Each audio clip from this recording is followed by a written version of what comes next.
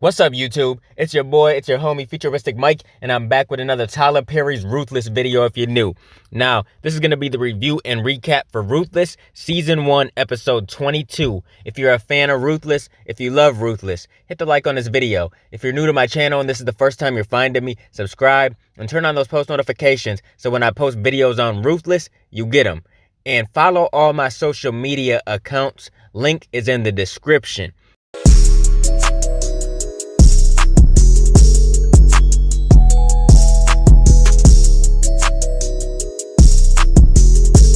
Now, the title to this episode is Into the Woods, and the description for this episode reads, Clark gets in trouble with Marva. Cynthia and Lynn find support in each other. Yancey offers assistance to Tally for a price, and the highest delivers an ominous message to the Rakadushis. Honestly, out of the back half of Season 1, all the episodes for the second half, I think this might be my favorite episode so far.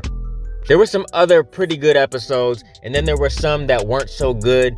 There were some decent episodes, but I think this right here was a pretty solid episode. I gotta give it 8.5 out of 10. That's what I'm rating this episode. It was crazy, man. It was crazy. It left us on a huge cliffhanger, so I'm really wondering what's gonna happen to Ruth. I really want to know. I don't think they're going to kill her off. This is her show. The show is called Ruthless for a reason. It's named after Ruth. They're not going to kill her off. We know that she gets out of the compound because if you guys have watched The Oval, you know that Barry snatches her up. So that must mean that she gets out of the Rakadushi place. Now, when the episode first starts, we see Cynthia, she's still on the ground, and Malcolm is trying to wake her up. He's trying to help her up. We don't know if she's dead or alive when the episode first starts, but it turns out she's alive.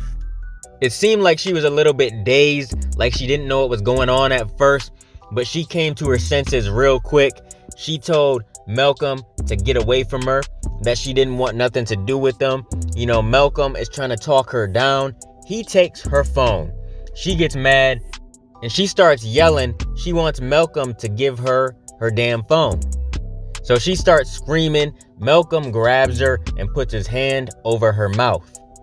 And at that moment, I thought Malcolm was maybe gonna slam her down or push her or do something to her again.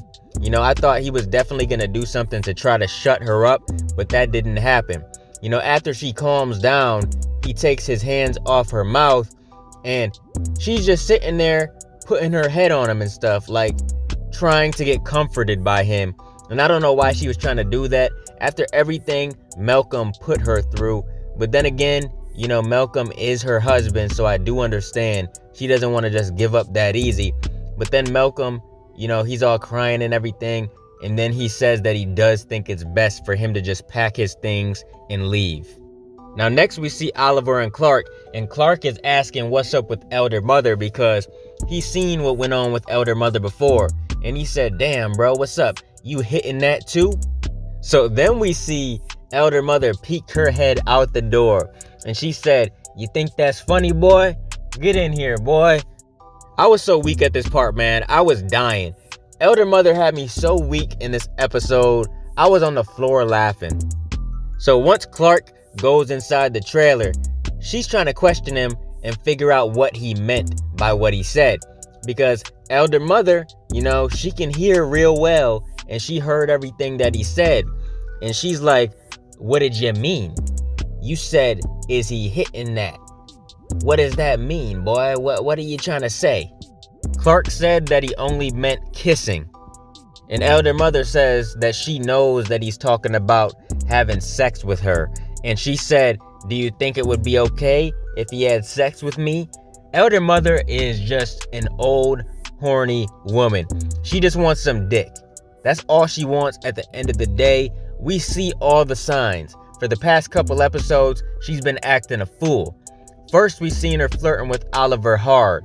Then we seen her kind of flirting with him again. And then we seen her peeking in the showers, looking at dudes' dicks. And now this. She tells Clark to strip and take his clothes off. And she's nasty as hell. When he takes his clothes off, he kneels on the ground and she's talking about, You're a sweet, sweet boy. Now next we get to Zane talking to Tally and Ruth, and she wants to know if she can go and help Paula, because Paula's not really ready to get up and do things on her own yet, because she's still recovering from drinking that bleach.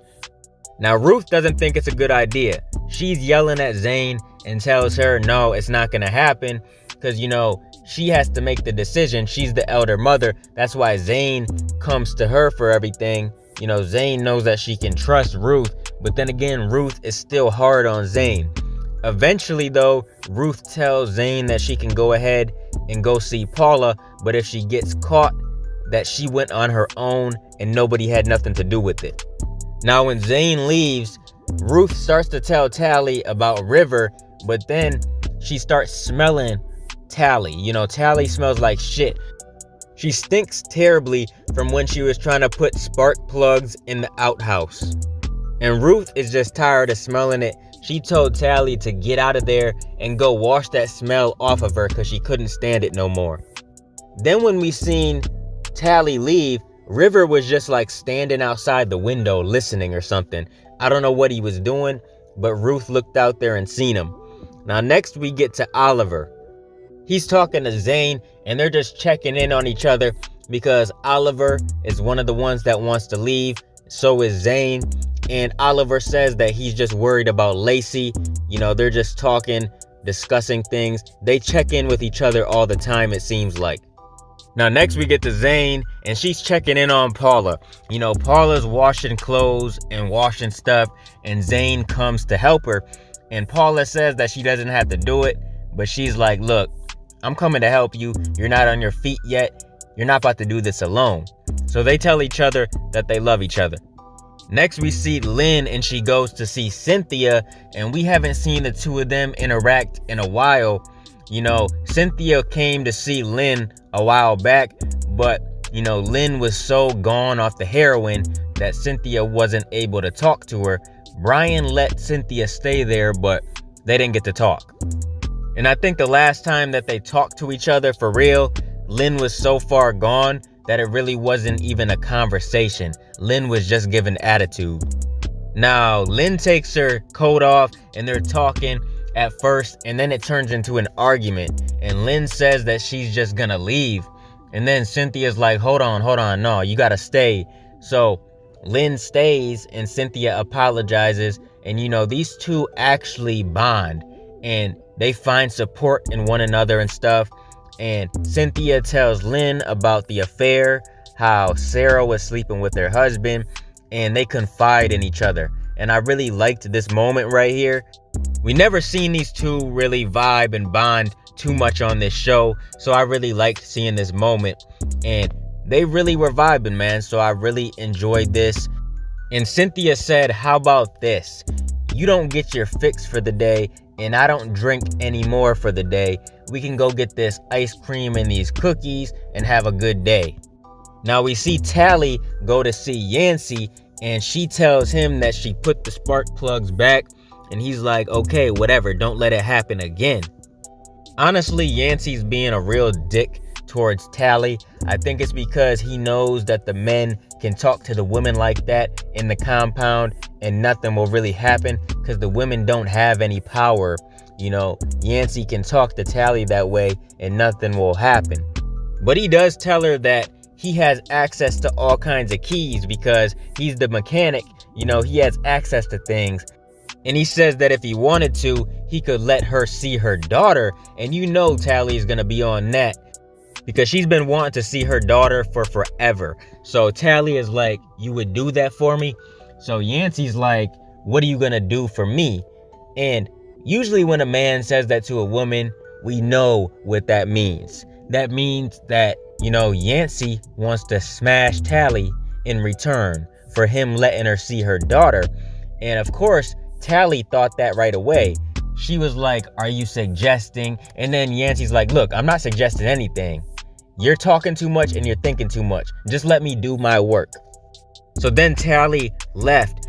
Next we see the highest. And of course, this dude was high as hell the last time we seen him. Or at least he was getting ready to get high. I think he asked Daikon to give him some stuff. So he's just waking up high as hell. He's getting ready to go out and talk to everybody on the microphone. Now next we see Elder Mother, and she's in front of Clark, and he's playing with himself, and she's like, oh yeah, come on, you can do better than that. Or she said something like that, something crazy. She's just sitting there watching him play with himself, and I'm pretty sure she was playing with it too. We just didn't see that.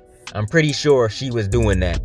Now next we see Tally come into the trailer to talk to Ruth. She tells Ruth about Yancey, about how Yancey has access to keys and he might be able to help them see their daughters and stuff. And then she says, but he wants me to have sex with him. Now, he never said that, but Tally just assumes that's what he wanted. You know, some men are freaking pigs, and that's just what they want. You know, they want that in return all the time. You know, when a woman does them a favor, that's just what they want. Now, Tally is actually considering doing this because she wants to see her daughter ASAP. And Ruth is like, look, you don't even have to have sex with him. Just act like you're giving him head. The men won't know the difference. Just do it. Because Ruth said she's a pro at that. We know that she be doing some things to Daikon that has Daikon real whipped. So we know she knows what she's doing. And she looks like she knows what she's doing. So she told Tally just to give him a hand job instead of a blow job. And, you know, just spit on it and stuff and make it seem like that's what she's doing. Now, that was a little too much information, but I'm just letting you guys know what she said just in case you forgot. I can't believe they be saying and doing the things they do on this show. It's just crazy. Now, next we see the highest, and he gets on that microphone and he starts talking. Of course, he's still high. I can just tell by the way he's acting, but the stuff he's saying makes me believe that he wants to end everybody's life. There really is cults like this in real life, and that's why Tyler Perry made this show, to spread awareness. You know, there really are these type of cults with people this crazy. So from what the highest was saying, he was basically saying that when it's time for the Rakadouchis to meet everybody, that, you know, everybody's life is gonna end. And he said that everybody will rise up again in 3 days, and everybody will have the life that they deserve. Everybody will be in paradise and stuff. I mean, honestly, the stuff he was saying was just so bizarre. This dude is clearly cuckoo for Cocoa Puffs. He done lost his damn mind. The highest, he's just something else, man. But everybody's listening. We see Tally and Ruth listening to the highest say what he's saying. We see Yancey sitting on the bus listening. The highest is just going crazy, preaching, thinking he's preaching something good. Like, this dude is insane, and I feel bad for anybody that's in a cult like this, or anybody that, you know, survived a cult like this and they have the memories of this, because this is just crazy. It was funny as hell because Elder Mother heard the highest speaking, and she's like, hurry up, get your clothes on, get the hell out of here, when really she's the one breaking rules. If the highest knew that Elder Mother was on some stuff like this, it'd be bad for Elder Mother. I want to finally see the Elder Mother get in trouble. It seems like she's able to do what she wants and gets away with everything. Can we see her get in trouble? But when the highest is done speaking, he throws the mic down and he walks away. He goes inside of his trailer. Then we see River come up to Daikon. He says, I'm still waiting for a thank you. And Daikon's like, look, I'm not never thanking you. I'll thank you if I ever feel like thanking you, but it ain't gonna happen. And River's like, oh, we're back to this, huh? And Daikon's like, what do you mean? We never left that. So these two are just going at it back and forth. And honestly, Daikon needs to be grateful that River helped him out. If it wasn't for River saying to the highest that Daikon used some of Ruth's soap, then Daikon might be dead right now. So he needs to thank River. Now next we see Ruth and Tally, and they're freaking out because they heard everything the highest was saying. They think that the highest is gonna like have the bus fixed and take the kids somewhere and kill them. So they're freaking out. They want to get the kids as soon as possible. Since Yancey has master keys and he has car keys, you know, Tally's gonna work as fast as she can to try to get those keys. So she might end up sleeping with Yancey. Now we get to Oliver and Clark. And, they're joking around because Clark comes out of Elder Mother's trailer getting dressed and everything. He's putting his clothes on, and Oliver's seen it. He's like, look, man, I seen you coming out of there fixing your clothes and everything. What happened in there? Clark doesn't want to admit it, but then he says that she was in there feeling him up. So I guess he was probably playing with himself, but she was also feeling on him, which is disgusting. And then Oliver says, damn, man, she did that same shit to me. And these two are being dumbasses, and they're sitting right in front of Elder Mother's trailer talking like she didn't just hear what Clark said before. So then they finally move. They should have been moved. Now next, Ruth walks up to Daikon. He doesn't want to be bothered with her, so Daikon wanders off towards the woods. Ruth follows him. Daikon says that he cannot be seen with Ruth ever again. He can't be seen talking to her. It's just bad. He said he will be punished or killed, and Ruth will be killed as well. She said she doesn't care. It's worth the risk. And this is when Daikon admits his love for Ruth. He says that she makes him feel a certain way. She makes him feel some type of way, and he just can't control it. And he said, when you do that thing with your tongue, I don't want to imagine you doing that with no other dude. So this dude is definitely whipped. But Daikon ends up walking away. He tells Ruth to come back to the compound a little bit after he does. Next, we see River come from out behind the tree. He was there eavesdropping the entire time. He heard everything between Ruth and Daikon. He tries to talk to Ruth about why in the hell she's going with Daikon, why she thinks Daikon can help her and he can't. River is kind of upset at the idea that she's really gonna try to trust Daikon to get her out of there. River knows everything now. And River is for sure one of the ones that wants to leave now. We know that for sure. He said that Ruth needs to listen. She needs to do what he says because he is trying to get Ruth in with the highest, her to marry the highest. That way she has an easier chance of escaping. I don't know if that would make it easier for Ruth though. That might make it harder because if she's married to the highest, I would think that she would be being watched at all times, wouldn't you? But then River tries to spit some game to Ruth. I forgot what she said. She said something like, I can show somebody or something. And he's like, look, I'm willing to find out. So River tried to spit his game. It wouldn't surprise me if Ruth ended up smashing River too. He might blackmail her and say that if she doesn't smash him, that he's gonna go to the highest on her. Like, there's a whole bunch of blackmail and shit going on around in this compound. Next, we see Lilo. He pulls up. Somebody's in the passenger seat. Clark is arguing with Lilo. This time it's Clark and not Oliver. Everything that Oliver said about Lilo made Clark realize that he doesn't like this dude either.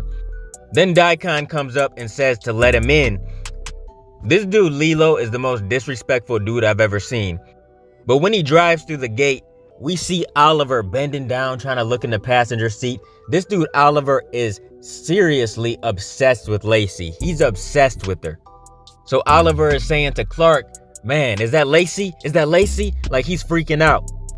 So we see Lilo saying to Daikon that somebody needs to come and get this girl. And I don't know what's wrong with her, but it looks like something really is wrong with her. So Elder Mother comes out and she's like, where's the girl?